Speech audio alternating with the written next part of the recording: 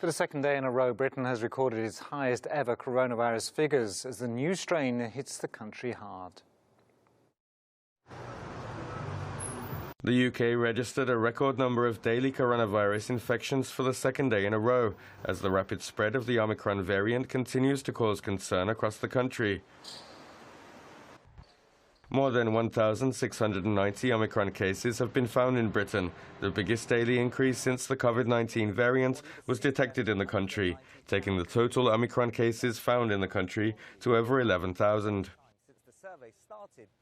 The latest data came from Susan Hopkins, the UKHSA's chief medical advisor, saying every person infected with the Omicron variant was believed to be passing it on to between 3 to 5 others on average. The aggravation of the pandemic has strained hospital resources across the country, with facilities in many parts of the nation, particularly in the capital, already overwhelmed. England's chief medical officer, Chris Whitty, warned on Thursday that while the symptoms of the Omicron strain were mild, it was more infectious and would infect more people in the short term. He advised people to prioritise events that matter to them in the run-up to Christmas and said the record for daily hospital admissions for COVID could be broken in the coming weeks, urging people not to mix with people they don't have to. Prime Minister Boris Johnson said on the same day that new vaccination clinics would be opened to urge people to get a booster shot. However, he noted there would be no new lockdowns despite fears that the Omicron strain could bring more cases, saying that if people wanted to engage in public activities, they just needed to get a test and be more careful. And I'm joined live from Bath in England by Dr. Barat Pancano, who's a senior clinical lecturer at the University of Exeter Medical School. Dr. Pancano, thank you so much for joining us here again today on The Edge.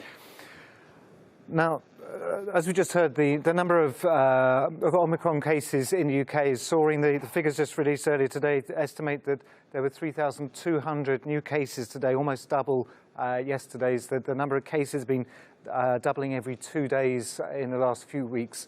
And yet, there's talk that that the disease caused by the Omicron variant doesn't cause such severe disease. So is this something that we should be concerned about? Hello, Andy. Yes. One other bit of information is it has already become the dominant variant in Scotland. So we can see how fast it is progressing and displacing the Delta variant. And should we be concerned? Absolutely. We don't know. We don't know for sure that it will be mild disease causing in a older European population compared to the South African much younger population. Right. So of course we should be very concerned. The other reason for being very concerned, apart from it being very infectious, is it is also vaccine bypassing. So it's not totally vaccine bypassing, but it is significantly vaccine bypassing. What that means is that soup of antibodies that we have made from the vaccines that we have all received is now less effective against something that really wants to infect you. So there are many, many reasons why. My advice number one would be don't get infected. Of course, get your boosters, but don't get infected is an important message too. And I think I'm going to ask you just to expand on that a little bit, because it's such a simple 3 words, don't get infected. And yet we still see people wandering around without masks on, carrying on life as normal, which is understandable, because we were just discussing earlier, after 2 years, we're bored of this pandemic. But what do we need to do to not get infected?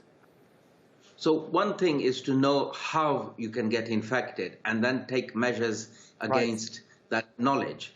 So we know that this is a person-to-person spread of infection, and therefore reduce your connections with our fellow human beings.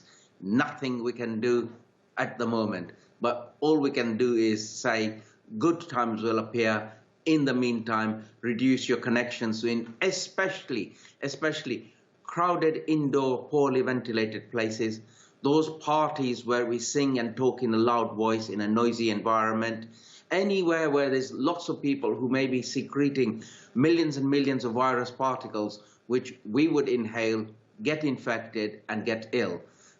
One way also is to wear a mask, wear a good quality mask. So here, sitting on my desk, Andy, I just happen to have it, is, a mask like this one, right, a FFP2 mask.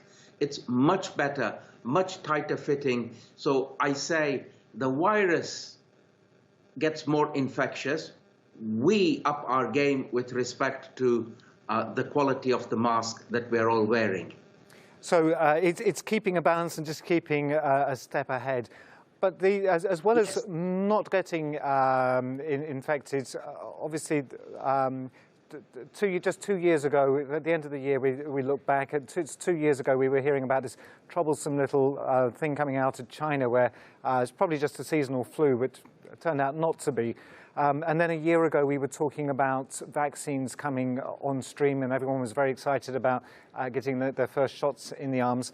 Now we're talking about boosters and looking to the year ahead. Should people be discouraged by the statistics that are coming out saying that the Omicron, as you just mentioned, Omicron is bypassing vaccines? If they say, well, if it's bypassing, maybe they'll say, well, why bother? That's a lovely question and an important one to address. So we have what we have nothing else. And what the vaccines do, the booster do, is give you more of those antibodies that are still working. So even if many of your antibodies, in other words, the soup of antibodies, if a proportion of it is now ineffective, we've still got another proportion that is still effective.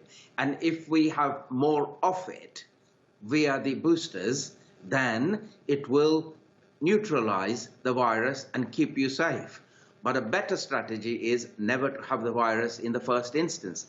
And looking at these things now, Andy, I begin to think that we may even need to reformulate the vaccines that we have to mirror the spike protein on Omicron, so that we have appropriate antibodies to tackle the Omicron spike protein come the new year.